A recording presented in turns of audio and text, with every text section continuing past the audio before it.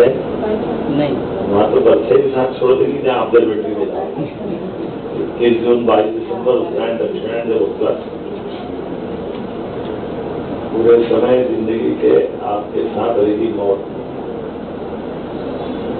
जन्म तो हो गया, आखिरी क्या है? आखिरी समय तक आप सुविधा कौन देगा? कहीं आकाश पताल आसमान जमीन पृथ्वी नहीं देगा। ठीक है, बहुत हो गया, खत्म करें।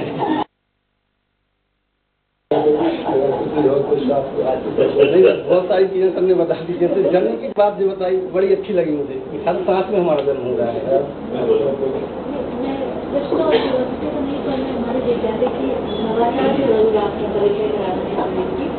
हमारे विद्यालय में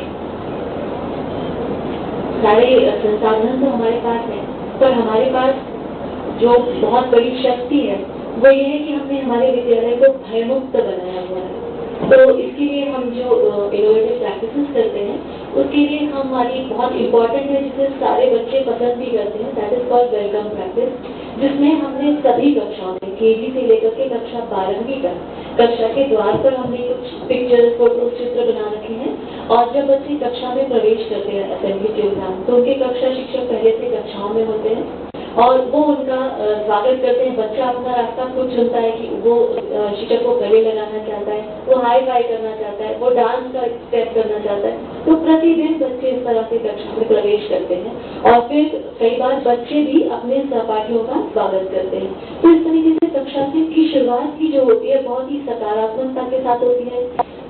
मैंने जो अनुभव किया है, मैक्सिमम टाइम बच्चे हमेशा शिक्षक के गले लगने वाला ऑप्शन चुनते हैं। तो उससे उनके बीच वो अपनापन, वो प्रेम का भाव कक्षा के आरंभ होने से ही शुरू हो जाता है।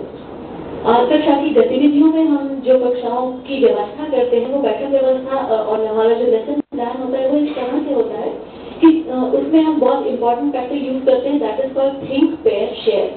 बच्चे ग्रुप्स में गतिविधि करते हैं, वो पेयर में करते हैं। कई बार 4 बच्चों का समूह होता है।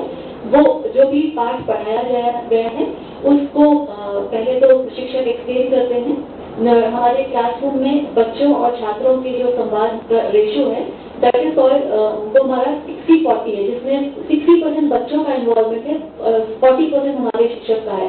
तो बच्चे आपस में गतिविधि के माध्यम से बात करते हैं, अपने विचारों को साझा करते हैं, उसके बाद अपनी कक्षा के उस अनुभव को भी शेयर करते हैं। तो ये 2 प्रैक्टिस जो हैं वो हमें हमारे विद्यालय में बहुत सकारात्मक प्रभाव भी हमें इसमें देखने को मिला है। धन्यवाद।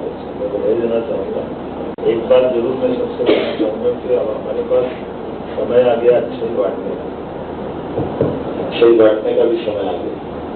अच्छे बांटने का मतलब अपने विद्यालय की जो अच्छाइयाँ हैं दूसरे शांतिबनी विद्यालय में जाकर के वहाँ भी बात करो, वहाँ की अपनी अच्छी बातों को यहाँ भी वहाँ अपनाई, यहाँ भी अपन कोशिश करें। एक दूसरे के साथ ये जो आपने प्रयोग बनाए ऐसे बहुत सारे प्रयोग होते हैं जिस पर बात करना, जैसे मैंने बताया ना कोई शांतिबनी नहीं है, लेकिन सब मेरी सुन के कैसा लगता है, ऐसा जरूरी लगता है, अटपटा लगता है और आश्चर्य लगता है। ऐसा होता है कि बोर्ड एग्जाम में कोई भी बच्चा कहीं का भी सप्लीमेंट्री वाला आए और 9th में एडमिशन और 10th में सीधे 10th first class first pass करें और 12th में फर्स्ट क्लास करें और जितने बच्चे सब एक भी कोई फेल हो गया तो उसको 2nd क्लास भी नहीं आया, ये अपने आप में चुनौती भी है। ऐसा भी नहीं कि मुझे असंभव बात करें, ये कुछ चीजें ऐसे बाकी चीजों को भी ऐसा आप एकदम करें, सारे शादी बने तो आपस में नौकरी शेयरिंग करें, आपस में जाए, कार्यक्रम बुलाएं, कभी कभी कुछ लोगों को बुला इसे पढ़ाने के लिए अच्छा से। और दूसरा शादी करने वालों को एक जवाबदारी भी है, आगे जाकर प्लान करना पड़ेगा कि हम शादी करने में कितने लोगों को ला पाएंगे। तो जो हमारे मिडिल प्राइमरी सेकेंडरी स्कूल के हैं उनके बीच का इनका संबंध बनाना पड़ेगा कि वो कैसे बने, उस तरह से क्या हो सकता है आगे उसका क्या करना चाहिए।